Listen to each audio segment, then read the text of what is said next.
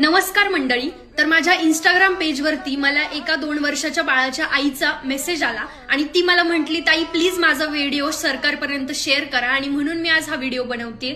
तर तिच्या बाळाला बरोबर 2023 साली तिने ऍडमिट केलं imperial multi speciality hospital Chikhli Pune या ठिकाणी, आणि डॉक्टरांनी सांगितलं इन्फेक्शन झालंय, आम्ही त्याला अंडर ऑब्झर्वेशन ठेवतो, तुम्ही काळजी करू नका, आणि तिला बाहेर पाठवण्यात आलं.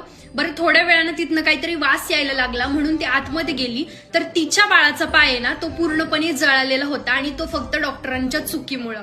परंतु डॉक्टरांनी काहीच कारण तिला दिली नाही, आणि ती माऊली आज 1 वर्ष झालीये फेरफटका मारतीये, कंटिन्यू तिच्या बाळासाठी न्याय मागते. तिचं बाळ डायरेक्ट गेलेलं आहे, तिचं बाळ मृत पावलेलं आहे त्यानंतर, आणि तरी सुद्धा तिला अजून देखील न्याय मिळालेला नाहीये. बरं, जे रिपोर्ट तिने मागितले होते तिच्या बाळाचे ते सुद्धा क्लिअर आले नाही. तर मला विनंती आहे, मुख्यमंत्री साहेबांपर्यंत हा व्हिडिओ नक्की पोहोचवा, आपल्या सरकारपर्यंत हा व्हिडिओ पोहोचवा, आणि खरंच त्या आईला न्याय द्या. कारण आपल्या कुणाच्या बाळासोबत जर असं झालं असतं तर आपण नेमकं माणूस म्हणून काय केलं असतं हे कमेंटमध्ये नक्की सांगा, आणि खरंच मुख्यमंत्री साहेब या माऊलीला न्याय द्या. धन्यवाद.